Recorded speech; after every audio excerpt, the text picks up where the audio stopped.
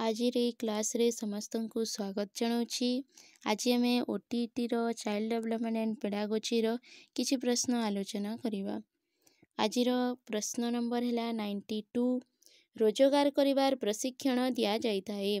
Option number ए जड़ बुद्धि विद्यार्थी मानक पई, बी मूढ़ बुद्धि विद्यार्थी मानक पई, सी मूर्ख बुद्धि विद्यार्थी मानक पई, डी उपरोक्त तीनोटी पई। 92 रो करेक्ट आंसर है ऑप्शन नंबर सी मूर्ख बुद्धि विद्यार्थी मानक पई रोजगार करिवार प्रशिक्षण दिया जाई थाए। 92 रो सी है करेक्ट आंसर। नेक्स्ट क्वेश्चन 93 भिन्नक्षम विद्यार्थी मानक पई एक शिक्षक आवश्यक जहाँ ऑप्शन नंबर ए सही विद्यार्थी मानक सबु बेले सहाय्य करिवे, बी विद्यार्थी माने निजे कार्य करि पारिबे, सी विद्यार्थी मानकर आत्मविश्वास विकास करि पारिबे, डी विद्यार्थी मानक प्रति दया भाव प्रदर्शन करुथिबे। 93 रो करेक्ट आंसर है ऑप्शन नंबर सी विद्यार्थी मानकर आत्मविश्वास विकास करि पारिबे। नेक्स्ट क्वेश्चन 94 सृजनात्मक शिक्षा पाई निम्नलिखित मध्यरु केउ कारक बाधक नुहे। ऑप्शन नंबर ए स्वेच्छाचारी उद्यम, बी कठोर अभ्यास, सी परंपरावादी दृष्टिकोण, डी व्यक्तिगत स्वाधीनता। 94 करेक्ट आंसर है ऑप्शन नंबर डी व्यक्तिगत स्वाधीनता। नेक्स्ट क्वेश्चन 95 बाल अपराधी मानक व्यवहार रे परिवर्तन आनिबा पई कृत्रिम अवसर दिया जाए। ऑप्शन नंबर ए मनोविश्लेषण माध्यम रे, बी मनोनाटक माध्यम रे, सी खेल चिकित्सा माध्यम रे, डी पुनः पर्यवेक्षण माध्यम रे। 95 रो करेक्ट आंसर है ऑप्शन नंबर बी मनोनाटक माध्यम रे, साइकोड्रामा माध्यम रे। 96 निम्नलिखित मध्यरु बाल अपराध पई केउटी मुख्य कारण। ऑप्शन नंबर ए परिवार रे कुत्सित व्यवहार, बी दरिद्रता, सी कुसंगति, डी उपरोक्त तीनोटी जाक। 96 रो करेक्ट आंसर है ऑप्शन नंबर डी उपरोक्त तीनोटी जाक बाल अपराध रे मुख्य कारण। नेक्स्ट क्वेश्चन 97 निम्नलिखित मध्यरु केउ कारणटी बाल अपराध पई दायी नुहे। ऑप्शन नंबर ए शारीरिक दोष, बी नीच बुद्धि, सी संवेगात्मक परिपक्वता, डी सामाजिक कलिगोल। 97 रो करेक्ट आंसर है ऑप्शन नंबर सी संवेगात्मक परिपक्वता। 98 प्रतिभावान विद्यार्थी मानक विशेषत्व हेउछि ऑप्शन नंबर ए कठिन कार्य करिवा पई अभ्यास करिवा, बी शब्द ज्ञान रे समृद्ध हेबा, सी प्रश्न पचारिबारे उत्सुक, डी उपरोक्त समस्त। 98 रो करेक्ट आंसर है ऑप्शन नंबर डी उपरोक्त समस्त। नेक्स्ट क्वेश्चन प्रतिभावान विद्यार्थी मानक शिक्षा निमंते आवश्यक।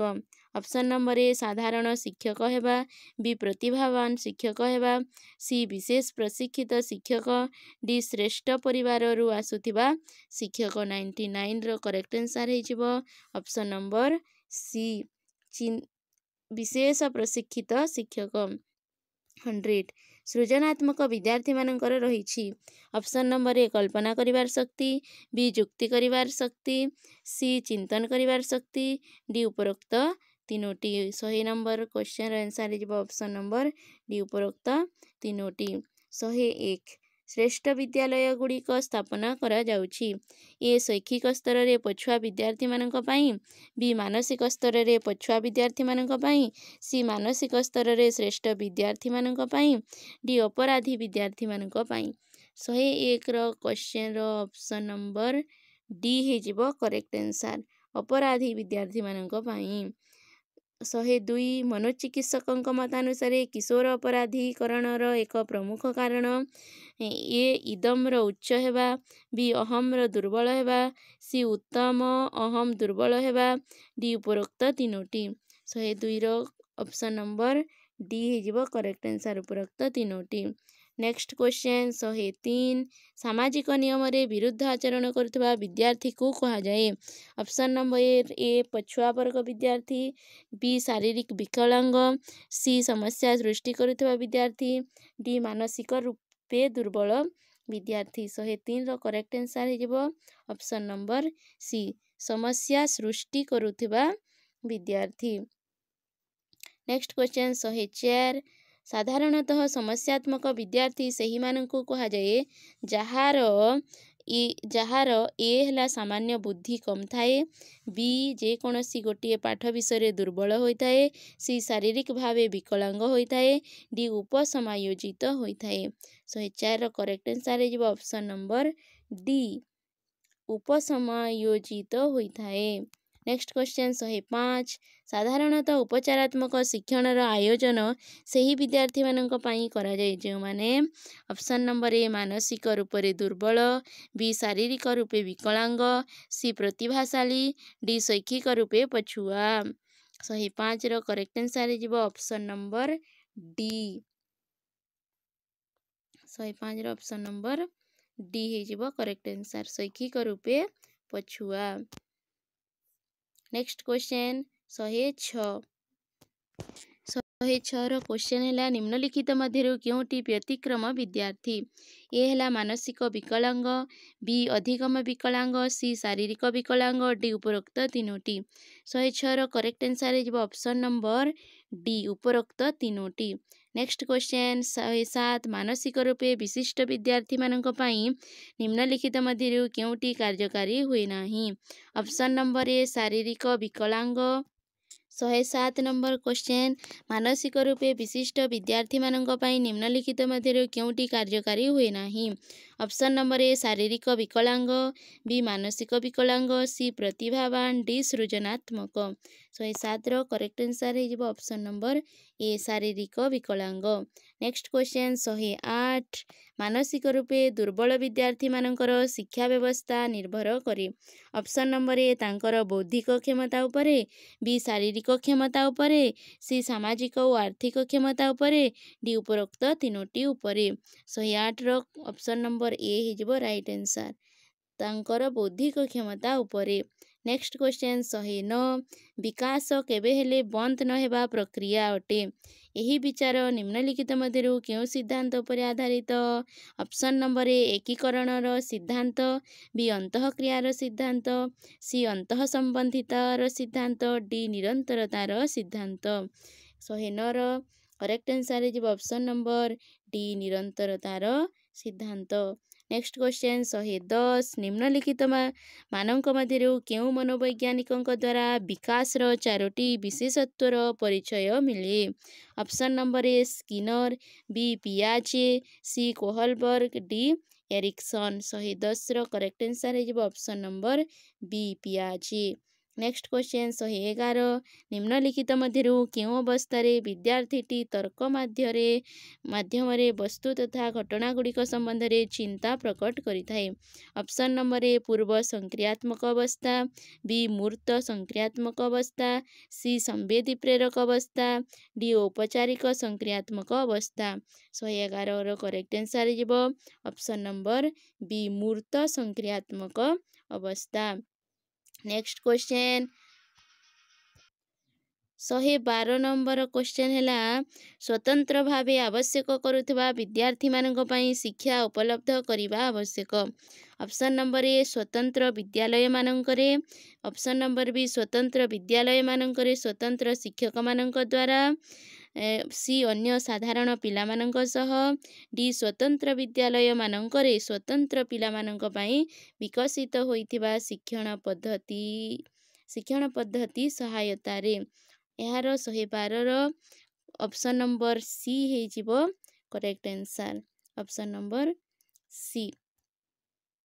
नेक्स्ट क्वेश्चन 113 डिस्केसिया निम्नलिखित मध्य क्यों प्रकार अधिगम क्षमता सह संबंधित। ए पठन विकार, बी व्यवहार विकार, सी मानसिक विकार, डी गणितिक विकार। 113 ऑप्शन नंबर ए है करेक्ट आंसर पठन विकार। 114 पियाजेଙ୍କ मतानुसार विद्यार्थी अमूर्त संकल्पना गुड़िकर संदर्भ में तर्कपूर्ण चिंतन आरंभ करिथाए। ऑप्शन नंबर ए संवेदी प्रेरक अवस्था, बी पूर्व संक्रियात्मक अवस्था, सी मूर्त संक्रियात्मक अवस्था, डी औपचारिक संक्रियात्मक अवस्था। 114 करेक्ट आंसर है ऑप्शन नंबर डी औपचारिक संक्रियात्मक अवस्था। नेक्स्ट क्वेश्चन 115 जड़े दृष्टिशक्ति कम थिबा विद्यार्थी सहित ऑप्शन नंबर ए श्रेणीर अन्य विद्यार्थी मानक सहित साधारण व्यवहार करने उचित, बी श्रेणी रे विशेष व्यवहार करने आवश्यक, सी सौहार्दपूर्ण व्यवहार करने उचित, डी ताहार पितामाता और सांगसाथी मानकर व्यवहार सहानुभूतिपूर्ण होगा उचित। 115 करेक्ट आंसर जीव ऑप्शन नंबर ए श्रेणीर अन्य विद्यार्थी मानक सहित साधारण व्यवहार करने उचित। यार दृष्टि शक्ति कम थी से विद्यार्थी मानक प्रति यहीपरि व्यवहार करने उचित। नेक्स्ट क्वेश्चन 116 पिलाटी दुनिया विषय निजर बुझिबा शक्ति द्वारा जानी थाए यही उक्तिटी निम्नलिखित कहा सह संबंधित अटे। 116 option number A Kohlberg, B पियाजे, सी स्किनर, डी पावलोव। यार राइट आंसर है ऑप्शन नंबर बी पियाजे। नेक्स्ट क्वेश्चन 117 जड़े विद्यार्थी क्रमागत भाव शब्द और वाक्य गुड़ी को भूल लेखुची यही दोष को कहा जाए। ए डिस्लेक्सिया, डिस्काल्कुलिया, सी डायग्राफिया, हापरलेक्सिया। 117 ऑप्शन नंबर सी हो करेक्ट आंसर डिस्ग्राफिया। भूल लेखुची लेखिबार डिस्ग्राफिया होता है। डिस्काल्कुलिया डिसलेक्सिया पढ़िबार डिस्काल्कुलिया मैथमेटिक्स पाई, डिस्ग्राफिया लेखिबा पाई। यह गोटे गोटे डिजीज। नेक्स्ट क्वेश्चन 118 पिला मानकर भावात्मक विकास संबंधित अटे। ऑप्शन नंबर ए संवेगात्मक विकास, बी बौद्धिक विकास, सी शारीरिक विकास, डी सामाजिक विकास। 118 ऑप्शन नंबर बी है करेक्ट आंसर बौद्धिक विकास। नेक्स्ट क्वेश्चन 119 निम्नलिखित मध्यरु केउ अवस्था सर्वाधिक गहन एवं जटिल सामाजिकरण होता है। ऑप्शन नंबर ए संपूर्ण जीवन काल मध्य, बी किशोरावस्था, सी बाल्यावस्था, डी उपरोक्त मध्यरु केउ अवस्था नुहे। 119 करेक्ट आंसर है ऑप्शन नंबर बी किशोरावस्था। नेक्स्ट क्वेश्चन 120 पियाजेଙ୍କ अनुसार विकासर प्रथमावस्था 0 ରୁ 2 वर्ष अवधि रे पिलाटी शिखी थाए। ऑप्शन नंबर ए इंद्रिय प्रयोग द्वारा, बी निष्क्रिय शब्द गुड़ी को बुझिबा द्वारा, सी अमूर्त चिंतन द्वारा, डी भाषा द्वारा। 120 करेक्ट आंसर है ऑप्शन नंबर ए इंद्रिय प्रयोग द्वारा। नेक्स्ट क्वेश्चन 121 निम्नलिखित मध्यरु केउ सिद्धांतटी बुद्धि एवं विकास सिद्धांत सह संबंधित नुहे इठी देछि। ऑप्शन नंबर ए निरंतरतार सिद्धांत, बी क्रमीयतार सिद्धांत, सी सामान्य विशिष्टतार सिद्धांत, डी प्रतिवर्तन सिद्धांत। यार करेक्ट आंसर है 121 ऑप्शन नंबर डी प्रतिवर्तन सिद्धांत।